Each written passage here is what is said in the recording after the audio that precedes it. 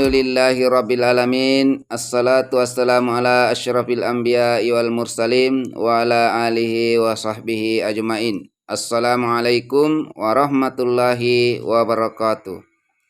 Selamat berjumpa kembali dalam materi pembelajaran sejarah kebudayaan Islam dengan pokok bahasan hijrah Nabi Muhammad sallallahu alaihi wasallam ke Yastrib. Anak-anak, sebelum kita melanjutkan materi, mari kita memperhatikan tujuan pembelajaran yang ingin kita capai. Yang pertama, menjelaskan sebab-sebab hijrah Nabi Muhammad sallallahu alaihi wasallam hijrah ke Yastrib. Yang kedua, menjelaskan peristiwa hijrah Nabi Muhammad sallallahu alaihi wasallam ke Yastrib. Dan yang ketiga, menjelaskan hikmah peristiwa hijrah Nabi Muhammad sallallahu alaihi wasallam ke Yastrib.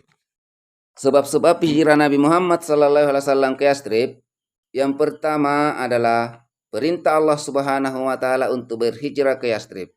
Ketika rapat para pemuka suku Quraisy di Darun Nadwa berlangsung, Allah menurunkan wahyu kepada Nabi Muhammad sallallahu alaihi wasallam, yaitu Al-Qur'an surah Al-Anfal ayat 30.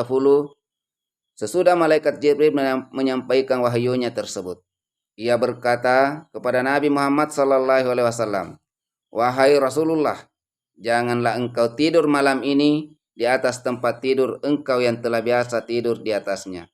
Sesungguhnya Allah menyuruh engkau supaya berangkat hijrah ke Yastrib." Kemudian yang kedua, tekanan kaum kafir Quraisy. Kaum muslimin yang tinggal di Makkah, terutama Nabi Muhammad sallallahu alaihi wasallam, sangatlah menderita. Mereka mengalami kesulitan dan kesengsaraan akibat perbuatan kaum kafir Quraisy. Mereka mendengar bahwa orang-orang Yastrib telah banyak memeluk agama Islam. Orang-orang Yastrib juga mengadakan perjanjian tolong-menolong dengan beliau serta sanggup menyampaikan dukungan kepada Nabi Muhammad sallallahu alaihi wasallam. Kemudian yang ketiga, adanya penjaminan keamanan dari penduduk Yastrib. Sebelum Nabi Muhammad sallallahu alaihi wasallam hijrah ke Yastrib, ada beberapa orang Yastrib yang sudah memeluk agama Islam. Mereka datang ke Makkah pada waktu musim haji. Setiap tahun kota Makkah dikunjungi bangsa Arab. Hal itu dimanfaatkan Nabi Muhammad SAW untuk menyiarkan agama Islam. Pada musim haji tahun ke-12 dari kenabian, mereka benar-benar datang memenuhi janjinya. Mereka datang bersama dengan 7 orang dari Yastrib. Nabi Muhammad SAW membayat mereka di Bukit Aqabah. Bayat ini disebut dengan Bayatul Aqabah pertama.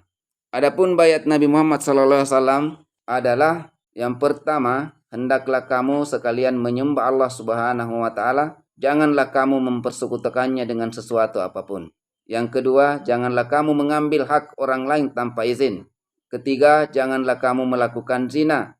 Dan yang keempat, janganlah kamu membunuh anak-anak. Janganlah kamu berdusta dan berbuat dosa, berbuat kedustaan. Janganlah kamu menolak perkara yang baik. Hendaklah kamu mengikuti Rasulullah SAW, baik dengan terpaksa maupun tidak. Kemudian yang keempat, permintaan penduduk Yastrib agar Nabi Muhammad SAW hijrah ke Yastrib. Pada musim haji ke-13 kenabian, banyak penduduk Yastrib yang ingin menjalankan ibadah haji. Mereka berjumlah 73 laki-laki dan 2 perempuan. Seluruhnya berjumlah 75 orang. Terdiri atas 63 laki-laki dari golongan Hasyrat, 11 laki-laki dari golongan Aus, dan 2 orang perempuan dari golongan Khazraj yang bernama Nusaibah binti Ka'ab Bani An-Najjar dan Asma bin Amr dari Bani Salamah. Peristiwa hijrah Nabi Muhammad SAW ke Yastrib. Yang pertama adalah adanya rencana jahat yang akan dilakukan kaum kafir Quraisy. Kaum muslimin semakin hari semakin banyak yang hijrah ke Yastrib. Melihat gejala ini, kaum kafir Quraisy mereka khawatir jika kota Yastrib akan menjadi pusat perkembangan agama Islam. Oleh karena itu, mereka harus bertindak cepat menghadapi Muhammad SAW sebelum beliau melaksanakan hijrah. Kepala-kepala suku Quraisy dikumpulkan pada hari Sabtu, akhir bulan Safar, tahun ke-13 dari kenabian Muhammad SAW.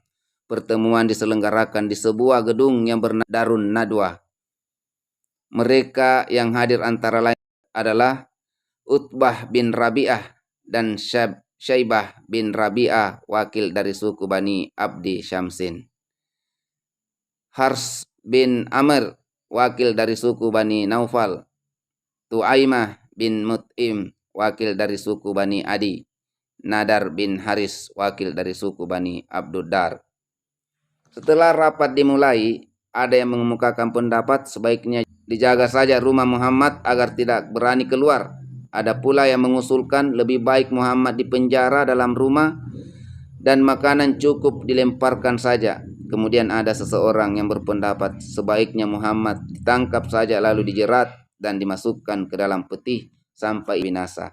Akhirnya Abu Jahal mengusulkan Muhammad harus dibunuh secepatnya dengan mengambil 5 orang pemuda suku Quraisy yang gagah perkasa dan berani untuk memancung kepala Muhammad.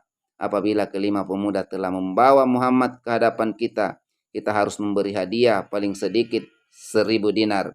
Pendapat dan usulan Abu Jahal disetujui dan akhirnya rapat ditutup. Kemudian yang kedua, sahabat yang menyertai Nabi Muhammad SAW ketika hijrah ke Yastrib.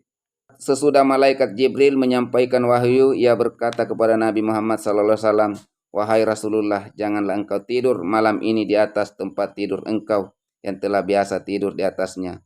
Sesungguhnya Allah menyuruh engkau supaya berangkat hijrah ke Yastrib."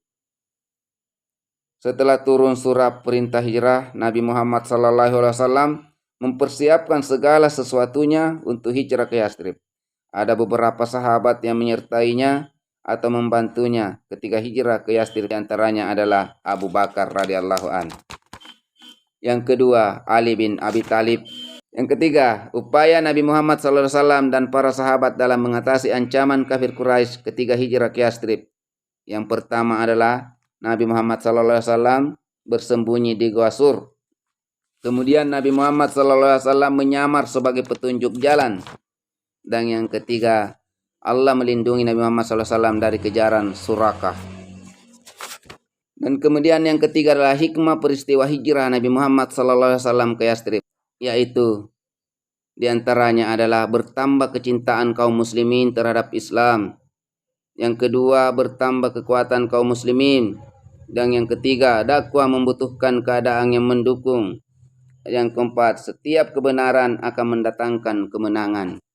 Dan yang kelima adalah peristiwa hijrah dijadikan dasar permulaan tahun baru Islam, tahun Hijriah. Anak-anakku sekalian, sebelum kita akhiri pembahasan kita kali ini, marilah kita mendengarkan salah satu firman Allah Subhanahu wa taala dalam Al-Qur'an surah Al-Anfal ayat 30. وَإِذْ يَمْكُرُ بِكَ الَّذِينَ كَفَرُوا لِيُثْبِتُوكَ أَوْ يَقْتُلُوكَ أَوْ يُخْرِجُوكَ وَيَمْكُرُونَ وَيَمْكُرُ اللَّهُ وَاللَّهُ خَيْرُ الْمَاكِرِينَ. Sekian dan terima kasih. Assalamualaikum warahmatullahi wabarakatuh.